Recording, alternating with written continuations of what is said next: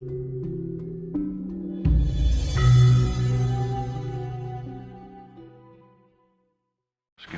di dunia ini, buat apa kita ini bilang? Nah, kalau itu namanya pencarian sejati diri. Pencarian jati diri. Iya, jadi biasanya tuh sejati diri kita tuh muncul di saat umur 40. Baru kehidupan itu dimulai umur 40 itu.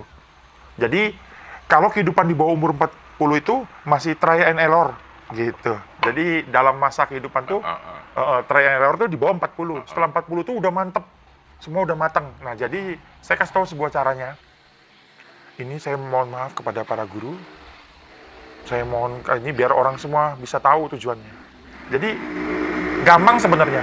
Kalau orang sudah belum umur 40 lebih gampang, nanti munculnya di umur 40. Tapi kalau orang sudah 40 ke atas butuh waktu. Dia butuh pengorbanan, maksudnya raku, puasa dan lain-lain. Tapi kalau yang sebelum 40 nggak apa-apa. Cara tergampangnya yang gampang sekali itu dia beli kaca besar.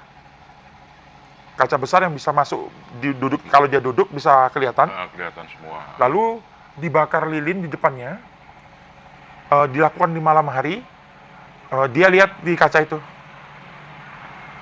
Lalu bilang, ya Tuhan, siapakah aku? Nanti dia lihat di kaca itu, nanti akan muncul berganti-ganti, serem, apa, berganti-ganti. Nanti itu kalau misalnya malam ini belum bisa, dia malam besoknya lagi. Kalau belum bisa misalnya, nah sampai nanti muncul cahaya warna putih membentuk wujud di sana dan muncul film dalam pikiran kita. Itu biasa warna putih memang cahaya. Oh, muncul dulu cahaya putih, terus muncul film di pikiran kita bahwa kita nanti tiba-tiba langsung masuk dalam kehidupan itu, kita ikut dalam alur cerita itu. Nah itu Anda akan tahu siapa Anda dan tujuan Anda lahir. Seperti itu. Mirroring berarti. Iya, betul. Berkaca ya. Berkaca. Sebenarnya kita nih, kenapa saya banyakin kaca di tempat saya? Penting banget kalau kita mau hidup ke depan lebih baik, berkaca. Oke. Iya. Ada memang teknik mirroring itu. Iya. Sebenarnya ya bagus juga ya. Iya. Ini bagaimana dengan Tesla Ki Budi? Kehidupan masa lampaunya ini ada yang tanya ini. Iya.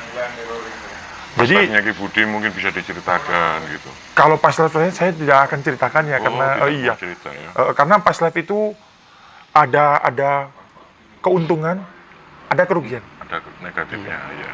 Kalau past life-nya itu bagus, hidupnya ke depannya bagus. Tapi kalau past life-nya jelek, nanti dia akan ikut dalam sebuah karma baru dalam kehidupannya yang jelek. Makanya saya kalau orang nanya past life, saya tidak mau bicarain. Oke, ini lanjutan dari mirroring tadi itu manfaatnya apa ini? Pertanyaan selanjutnya ini. Mirroring itu pertama bisa menemukan sejati diri. Yang kedua, orang itu bisa membina diri. Jadi dia tahu sebenarnya apa yang dia salah, apa yang dia lakukan, itu biasanya dipengaruhi oleh mirroring. Terus orang itu jadi lebih baik. Itu dilakukan setiap hari. Iya. Nah, Untuk jam-jam tertentu, lebih baik di saat santai. di saat santai, tidak harus malam. Seperti meditasi lah di saat santai. Begitu. Perlu bakar apa, dupa, menyan, wangi-wangian.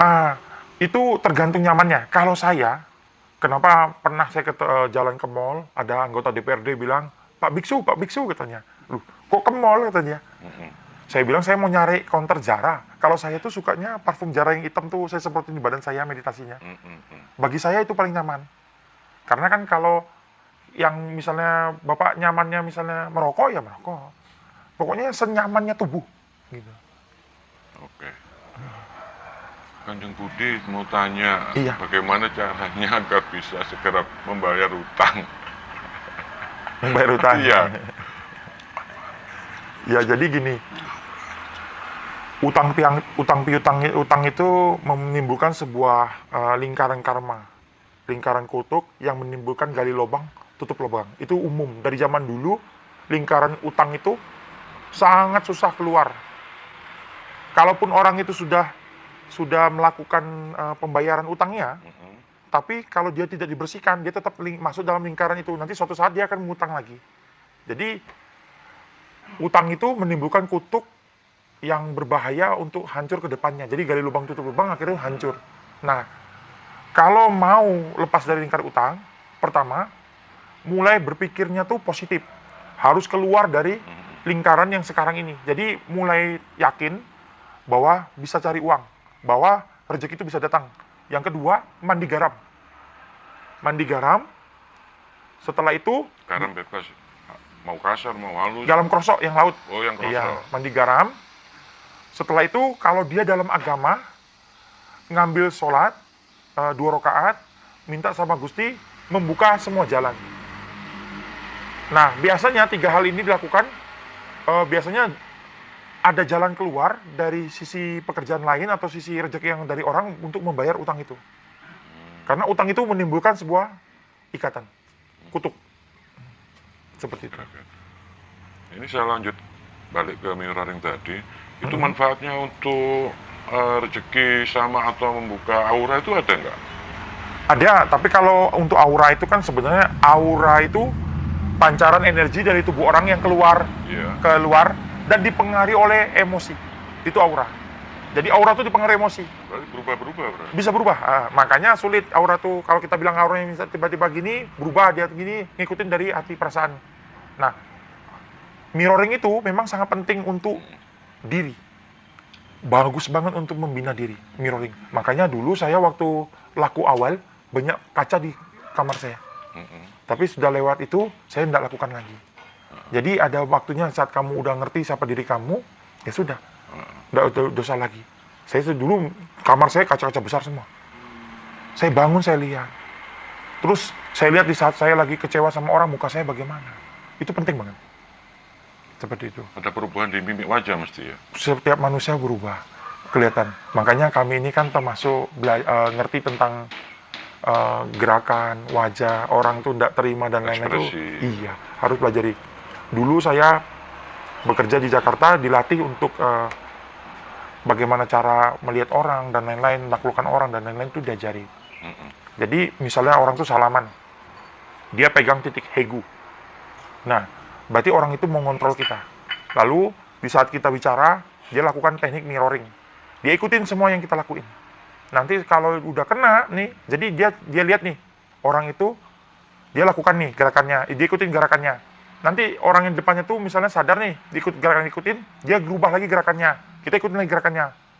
Setelah dia lihat orang tuh udah terpaut dengan gerakan mirroring tadi, dia baru lakukan leading, istilahnya dia baru mulai gerakan baru, orang tuh ngikut. Nah, kalau orang tuh ngikut, itu udah bisa dimakan.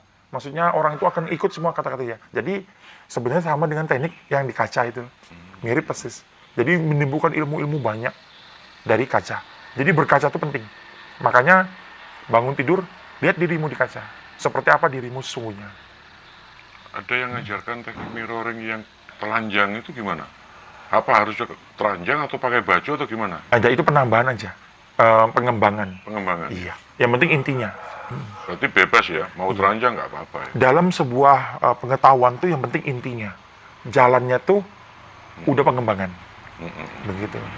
Terus saat mirroring itu apa? Tugas kita apa? Merasakan atau gimana?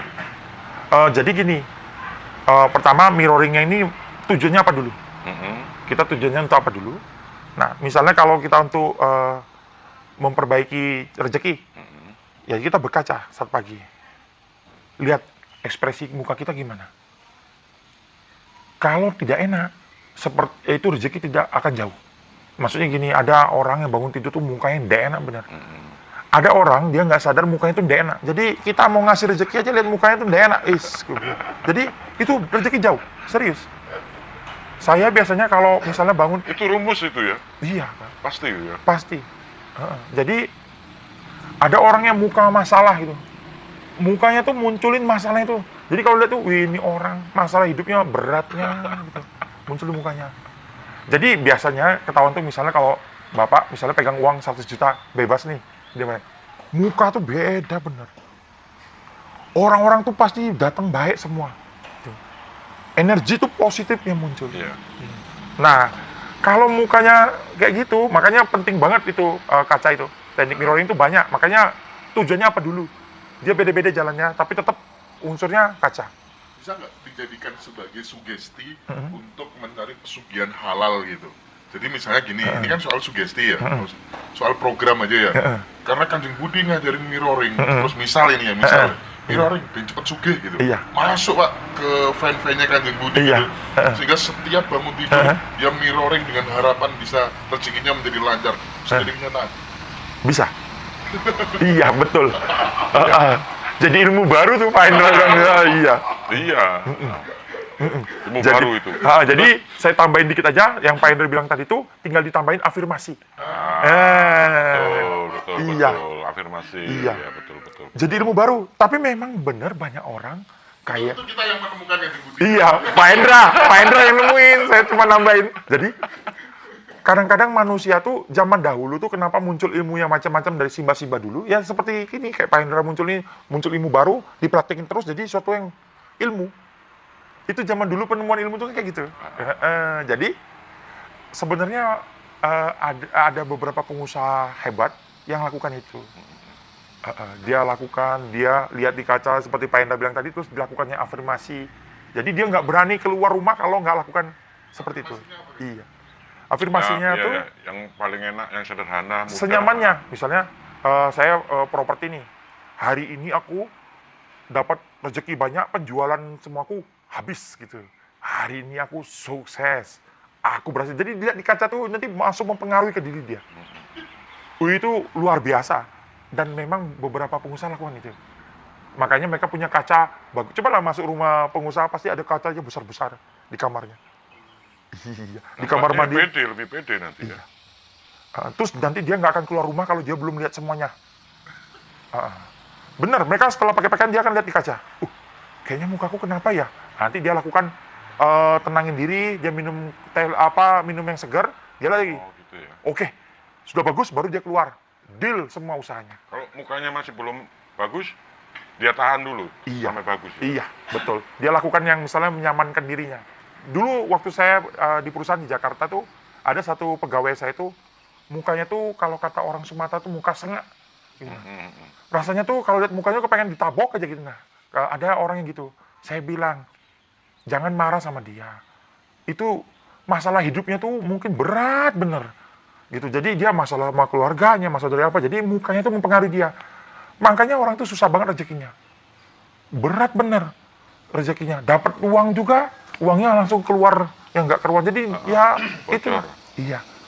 Nah itu sebenarnya rahasia mirroring ini penting banget. Karena saya juga lakukan mirroring tiap pagi. Saya taruh di kamar mandi. Saya mandi, saya lihat muka saya. Saya mandi lagi kalau belum berubah. Saya lihat muka saya. Saya terus gitu. Sebenarnya itu rahasia yang banyak orang lakuin kalau untuk seperti ini. Ini ilmunya Pak Hendra tadi. Iya, mirroring. Ya, coba Bapak lihat dah. Di kamar mereka pasti kacanya besar-besar. Pasti kacanya besar-besar. Itu sebanyak mungkin ya, ditaruh di mana aja ya. Iya. Makanya Bahkan kalau misalnya ibu-ibu taruh di dapur juga enggak apa-apa ya. enggak masalah. Makanya ada banyak orang-orang masang kaca patwa itu di rumahnya. Sebenarnya kan itu untuk ini. Dia bisa juga nolak yang nggak baik, bisa naikin energi negatif jadi positif. Gitu. Banyak fungsinya. Itu mirror. Ya nantilah kalau misalnya Pak Hendra sama Pak Dodi ngaji Roso ngadain kita kumpul-kumpul,